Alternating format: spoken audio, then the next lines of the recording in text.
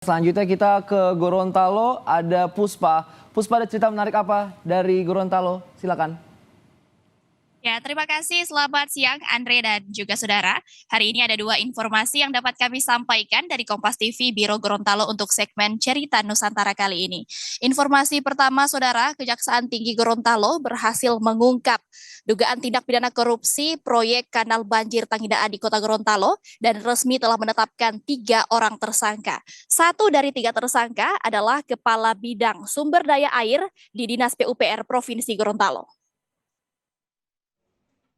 3 orang tersangka kasus korupsi pembuatan kanal Tangidaan akhirnya digiring tim penyidik Kejaksaan Tinggi Gorontalo ke Lapas Kelas 2 Kota Gorontalo untuk menjalani masa tahanan selama proses penyidikan lebih lanjut. Ketiganya ditetapkan sebagai tersangka setelah penyidik tindak pidana khusus Kejaksaan Tinggi mengusut proyek mangkrak kanal Tangidaan yang terletak di ruas Jalan Cokro Aminoto, Kota Gorontalo.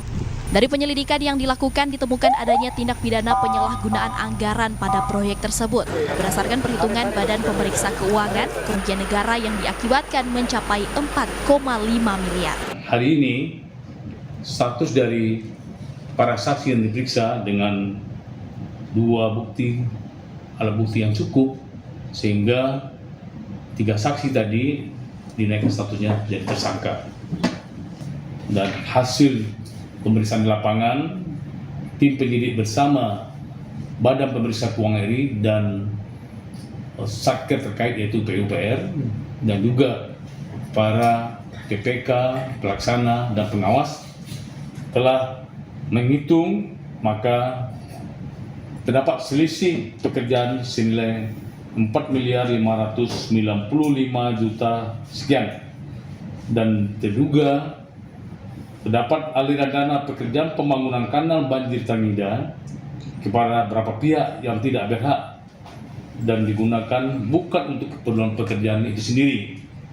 Pada kasus korupsi ini, penyidik menemukan adanya kong-kali-kong antara oknum di Dinas PUPR Provinsi dengan kontraktor terkait volume pekerjaan sehingga pencairan dana dilakukan tanpa kendala. Tak hanya itu, penyidik juga menemukan sejumlah penyimpangan dalam proses pekerjaan, mulai dari volume pekerjaan yang tidak sesuai, adanya aliran dana miliaran rupiah ke pihak lain hingga pembayaran fee kepada pejabat Dinas PUPR Provinsi Gorontalo. 3 tersangka masing-masing KW dan RN serta Kabid Sumber Daya Air di Dinas PUPR Provinsi terancam hukuman maksimal 20 tahun penjara. Kris Kamisma, Kompas TV Gorontalo.